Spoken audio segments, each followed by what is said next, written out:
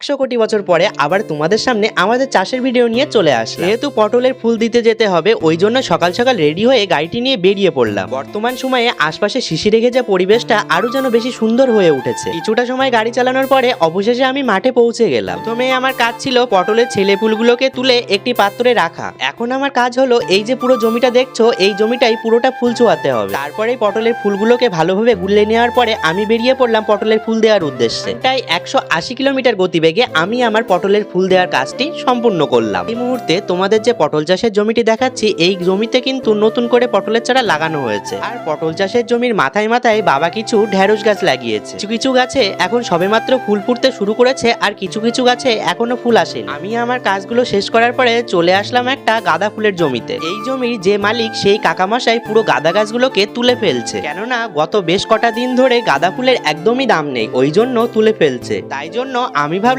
এই ফুলগুলো তো এমনিতেও নষ্ট হয়ে যাবে, আমি কিছু ভগবানের জন্য নিয়ে যাই বাড়িতে। এক ব্যাগ ফুল তোলা হয়ে গেলে আমি চলে আসি বাড়ির উদ্দেশ্যে। আসার সময় দেখতে পেলাম রাজযাত্রার অনুষ্ঠানের মেন গেটটাও তৈরি করা হয়ে গেছে।